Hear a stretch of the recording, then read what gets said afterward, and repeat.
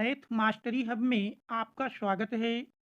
आज हम intermediate board परीक्षा 2024 की दृष्टि से रैखिक अवकल समीकरण के एक महत्वपूर्ण प्रश्न को हल करेंगे। रैखिक अवकल समीकरण दो प्रकार के होते हैं, जिसमें पहले प्रकार का समीकरण dy by d x plus p y equal to q के रूप में होता है। रैखिक अवकल समीकरण का जो पहला रूप या पहला प्रकार है वो हमारा dy by d x plus p y equal to q के रूप का होता है, जहां p और q या तो अचर होंगे या फिर चर यक्ष के गुणांक होंगे। और दूसरा रूप है रैखिक अवकल समीकरण का, दूसरा रूप है d x upon d y plus p one x equal to q one, जहाँ P1 और Q1 या तो अचर होंगे या चर y के फलन होंगे। तो आज हम इस द्वितीय प्रकार के रैखिक अवकल समीकरण को हल करेंगे। हमारा प्रश्न है कि अवकल समीकरण 1 + y² dx equal to tan inverse y minus x d y का व्यापक हल ज्ञात कीजिए।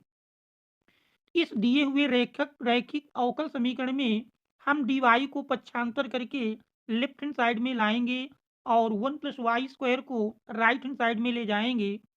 तो ये हमारे प्रश्न का परिवर्तित रूप हो जाएगा dx/dy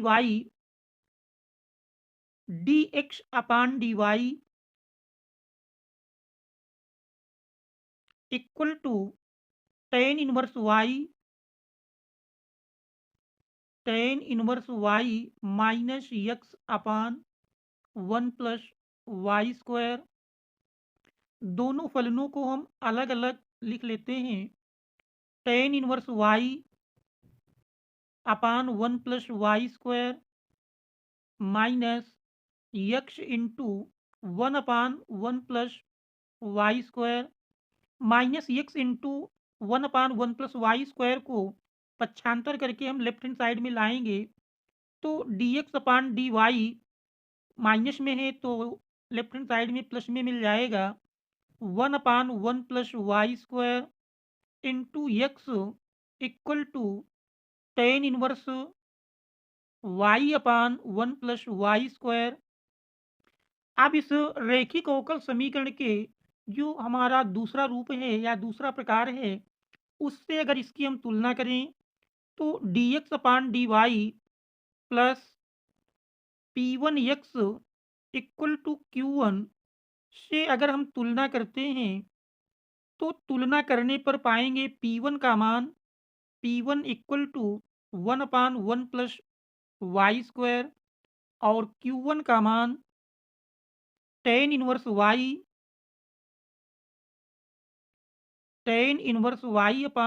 + y²। तो देख रहे हैं P1 और Q1 दोनों चर y के फलन हैं। हम जानते हैं कि P1 और Q1 दोनों या तो अचर होंगे और या तो फिर चर y के फलन होंगे इस द्वितीय रूप के रैखिक अवकल समीकरण में। अब इसके बाद हम समाकलन गुणक यानी IF निकालेंगे। IF निकालने का फार्मूला है IF इक्वल टू ई की power integration P1 into d y. P1 का मान रख देते हैं। P1 हमारा दिया है, P1 का मान देख रहे हैं दिया है 1/1 + y² into d Y. 1/1 + y² का समाकलन जानते हैं टेन इनवर्स होता है, तो ई की पावर टेन इनवर्स y। तो ये हमारा इंटीग्रेटिंग फैक्टर IF का मान मिलता है। इसके बाद इसका अभीष्ट हल के लिए हमारा फार्मूला है x into I F equal to integration Q1 into IF d y plus constant C। Q1 और IF का मान रख देते हैं तो यही बन जाएगा x इंटू IF का मान मिला ई की power tan inverse y equal to integration Q1 का मान देख रहे हैं दिया है tan inverse y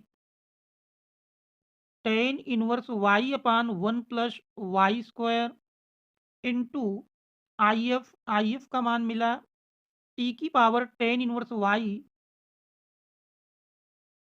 power d y plus constant c. तो यहाँ पर यदि हम टेन इनवर्स वाई को टी के बराबर मान लें, माना tan inverse y equal to T.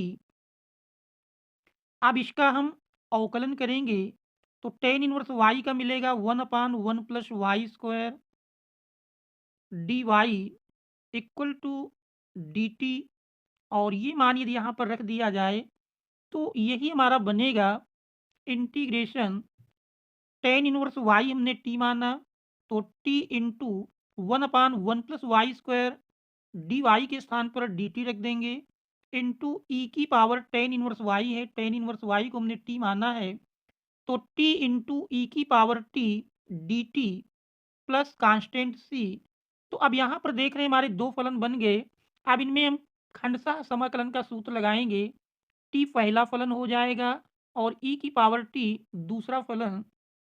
तो खंडशः समाकलन का सूत्र लगाएंगे तो खंडशः समाकलन के फार्मूले से बन जाएगा पहला फलन। खंडशः समाकलन का जो हमारा फार्मूला है, दो फलनों के गुणन का समाकल इक्वल टू होता है पहला फलन इंटू दूसरे का समाकल माइनस पहले फलन का अवकल गुणांक इंटू दूसरे का समाकल फिर पूरे का समाकल। तो ये इसका फार्मूला है। इस फार्मूले के अनुसार इसका समाकलन करेंगे तो इस तरह से देख रहे हैं इसका मान मिला x इंटू ई की power tan inverse y equal to खंडशः लगाएंगे पहला फलन अर्थात टी इंटू दूसरे का समाकलन ई की घात टी का समाकलन जानते हैं ई की घात टी ही होता है माइनस पहले का अवकल गुणांक टी का अवकल गुणांक 1 मिलेगा इंटू ई की पावर टी का समाकलन ई की पावर टी ही होता है। फिर जानते हैं पूरे का समाकलन प्लस कांस्टेंट सी। इसको सरल कर लें तो यही हमारा बन जाएगा टी ई की पावर टी माइनस ई की पावर टी का समाकलन ई की पावर टी प्लस कांस्टेंट सी। दोनों से हम ई की पावर टी कॉमन कर लेते हैं। ई की पावर टी कॉमन कर लेंगे तो ब्रैकेट में मिलेगा टी माइनस वन प्लस सी। अब हम ई की power T left hand side में देख रहे हैं ई की पावर टेन इनवर्स वाई और टेन इनवर्स वाई को हमने टी माना था तो ये भी बन जाएगा ई की पावर टी। अब हम ई की पावर टी से दोनों ओर भाग दे देते हैं तो भाग देंगे तो ये हमारा x इंटू ई की पावर टी में ई की पावर टी से भाग होगा तो ई की पावर टी कैंसिल हो जाएगा। तो मिलता है x इक्वल टू इस दूसरे पद में भी देख रहे हैं ई की power t into t minus one है तो इसमें हम देख रहे हैं दिया है ई की power t into t minus one e की पावर टी से भाग देंगे ई की पावर टी कट जाएगा और मिलेगा टी माइनस वन। तो x equal to t minus one plus c upon e की पावर टी। और यही ई की पावर टी अगर हम अंश में ले जाएंगे तो फिर इसका मान क्रमशः मिल जाएगा। यदि इसको हम अंश में ले जाते हैं तो अंश में घात निगेटिव में जाएगी तो इस प्रकार से इसका मान मिल जाएगा x इक्वल टू और यहाँ पर हम टी का भी मान रख देंगे तो x इक्वल टू देख रहे हैं दिया है x equal to t minus one जबकि टी हमने माना है देख रहे हैं टी इक्वल टू माना गया है टेन इनवर्स वाई को तो टी के स्थान पर हम टेन इनवर्स वाई रख देंगे तो बन जाएगा x equal to tan inverse y minus one plus c. और ये अंश में जाता ई की पावर माइनस टी तो मान रख देंगे ई की power minus tan inverse y. तो इस प्रकार से इसका हल मिल जाएगा यानी यही बना x equal to tan inverse y minus one. x equal to इसका मान मिलता है x equal to tan inverse y minus one plus c into e की power minus tan inverse y. तो ये दिए हुए अवकल समीकरण का व्यापक हल है। यही हमारे दिए हुए प्रश्न का आंसर होगा। इस प्रकार से प्रश्न को हल कर लेते हैं। तो ये यूपी बोर्ड में 8 अंकों का आया हुआ प्रश्न है, जो कि मोस्ट इम्पॉर्टेंट है। 8 अंक में आया है। Thanks all of you for watching.